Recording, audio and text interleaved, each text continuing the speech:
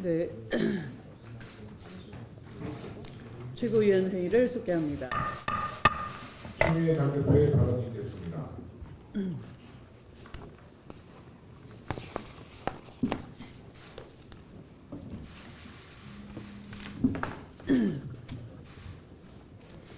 오늘은 고 노회찬 의원의 국회 연결식이 있습니다.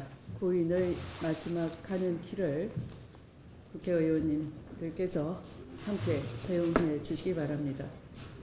한평생 힘없는 노동자와 서민을 위해서 그들의 아픔을 대변한 그의 감명 깊은 삶을 우리는 잊지 않고 기억해야 할 것입니다. 그가 이루지 못한 공정한 사회의 꿈을 우리가 개성해서 약자의 권익을 보호하고 또 그가 발휘했던 법안들 노력이 헛되지 않도록 할 책무가 우리에게 남겨져 있습니다. 다시 한번 고인의 명복을 빕니다.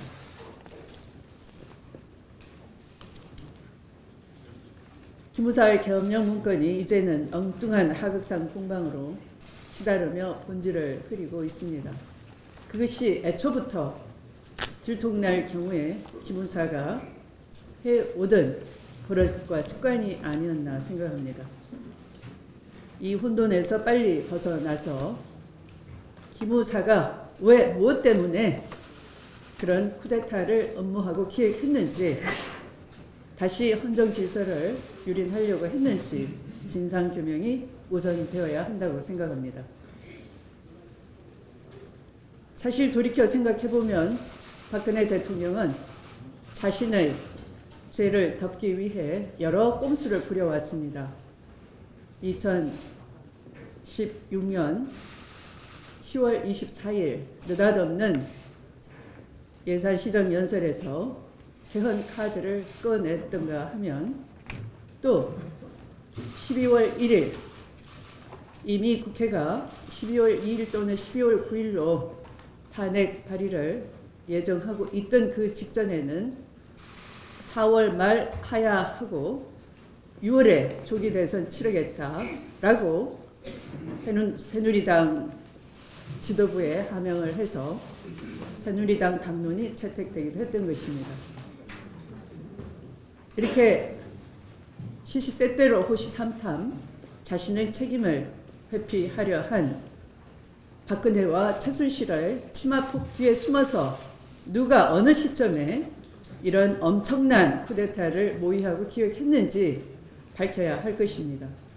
명령에 살고 명령에 죽는다는 군이 그렇게 셀프 쿠데타를 엄모하고 흔적을 지운다고는 생각지 않습니다. 반드시 누군가의 승인과 명령이 있었다라고 보는 것이 합리적입니다. 탄핵 기각을 기점으로 해서 박근혜를 위한 친위 쿠데타를 모의한 정치 세력과 군내 세력들 언제 어디서 어떻게 모의하고 사고를 어떻게 처리하려고 했는지 밝혀야 하는 것입니다.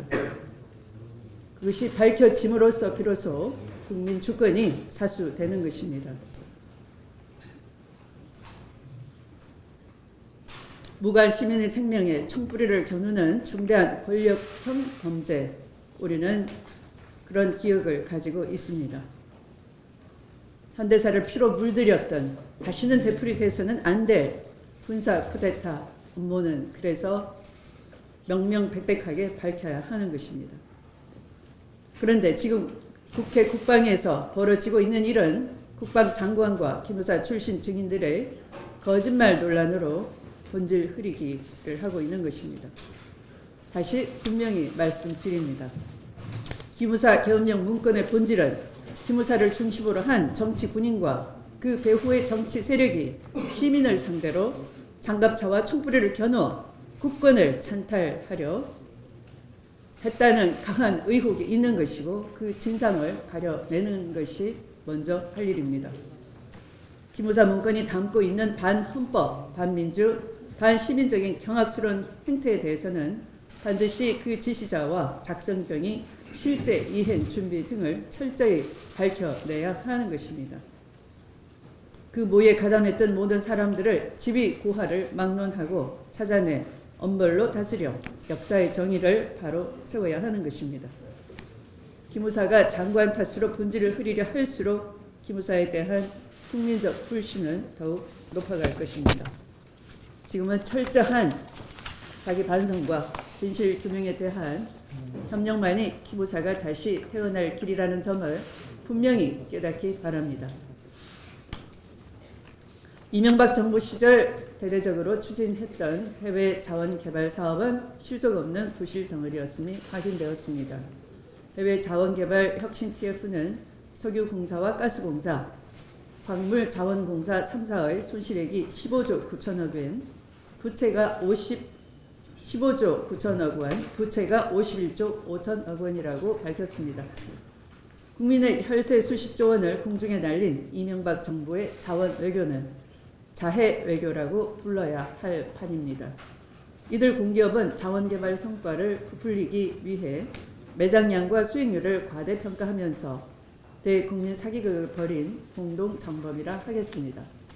자원 외교는 이 전 대통령의 측근들이 주도했던 사업으로 그동안 해외 비자금 조성 의혹도 꾸준히 제기되어 왔습니다. 정부는 해외 자원개발 사업으로 부실해진 자원 공기업 3사에 대해 해체 수준에 준하는 강도 높은 구조조정을 추진하고 자원 외교를 주도하고 부실 원인을 불러온 책임자에 대한 징계와 법적 조치까지 반드시 해야 할 것입니다. 박근혜 정부에서는 이명박 정부의 해외 자원 개발에 대한 국회 국정조사와 청문회가 제대로 열리지 못했습니다. 이제라도 이명박 정부 해외 자원 개발 사업의 실상과 의혹을 국민 앞에 낱낱이 밝혀야 합니다. 국회는 엄청난 혈세를 낭비한 자원 외교에 대해 진상을 파악하고 비자금 조성 의혹에 대해서도 철저히 규명해야 할 것입니다. 오늘은 정전협정이 체결된 지 65주년이 되는 날입니다. 한반도는 1953년 이후 65년 동안 전쟁이 끝나지 않은 상태로 기나긴 세월을 분단의 멍에를 쓰고 살아왔습니다. 그러나 올해만큼은 정전협정일을 맞는 자세와 의미가 남다릅니다. 문재인 대통령은 남북 북미 정상회담을 성공적으로 이끌며 올해 안에 종전선언을 약속했습니다. 정전협정의 당사국들도 이를 지지하며 한반도 평화에 큰 힘을 실어주고 있습니다. 비온 뒤에 땅이 굳는다라는 속담처럼 지금 한반도는 절체절명의 북핵 위기를 지나서 가장 평화가 익어가는 시기를 지나고 있습니다. 남북은 비무장지대의 병력과 장비를 단계적으로 철수하는 내용을 협의 중입니다.